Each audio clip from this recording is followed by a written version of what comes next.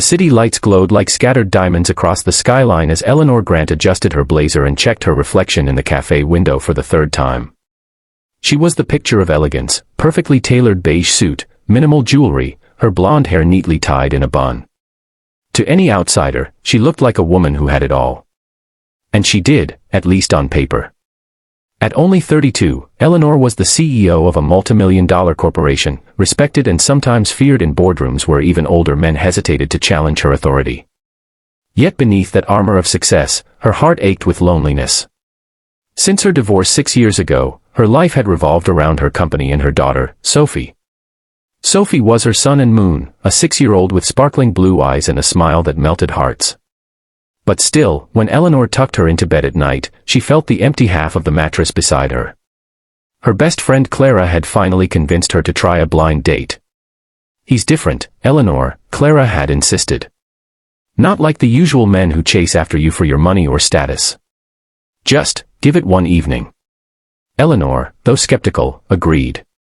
And so here she was, in a cozy cafe adorned with golden fairy lights, waiting. She had imagined a polished man, maybe a lawyer or a venture capitalist, someone who could match her world. Instead, when the door chimed and she saw him, her expectations shattered. A tall man entered, broad-shouldered but dressed simply in a brown jacket and jeans. His hair was slightly messy, his hands rough, and his eyes carried a nervous but kind glint. He spotted her almost immediately and walked over with hesitant steps. "Hi, I'm Daniel," he said, his voice low and warm.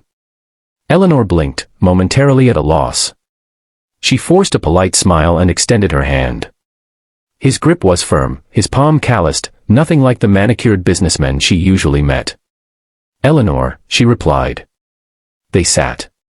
For the first few minutes, the conversation was awkward.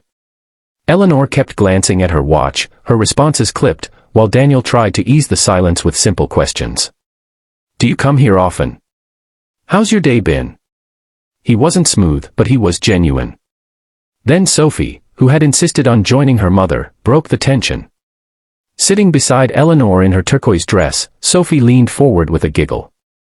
"You talk funny," she told Daniel. He laughed softly, not offended in the slightest, and made a silly face that had Sophie squealing with laughter. For the first time that evening, Eleanor smiled, not out of politeness, but out of amusement. As the minutes ticked by, the walls Eleanor had built around herself began to soften. Daniel told her about his life. He worked as a janitor in an office building downtown. He spoke about the long hours, the quiet nights, and the satisfaction of doing honest work. Eleanor nearly choked on her coffee. A janitor? She couldn't believe Clara had set her up with him. But Daniel didn't flinch, didn't try to hide it. He spoke with quiet pride, as though dignity wasn't defined by wealth but by effort. And strangely, Eleanor found herself listening. Really listening. He had dreams, too, small, perhaps, but sincere. He loved books, especially history. He painted in his free time, though he admitted most of his paintings stayed stacked in his tiny apartment. And the way he spoke to Sophie, patient and playful, stirred something deep inside Eleanor that no polished millionaire ever had. By the time the cafe's lights dimmed, signaling closing time, Eleanor realized she hadn't checked her phone for work emails in over an hour, a rare miracle. Daniel walked them to their car. He didn't try to impress her with fancy words. He didn't even ask for her number. Instead, he gave a small, almost shy smile. "Thank you for giving me a chance. I know I'm not what you expected." Eleanor nodded, conflicted. As she drove away, Sophie hugged a little napkin doodle Daniel had drawn for her, a simple sketch of a princess holding hands with a knight. "Mommy, he's nice. Can we see him again?" Sophie asked sleepily. Eleanor didn't answer. Her chest felt tight. She told herself it was ridiculous. She was a CEO. He was a janitor. Their worlds couldn't possibly fit together. And yet, when she lay in bed that night, she wasn't thinking about her business strategies or her competitors.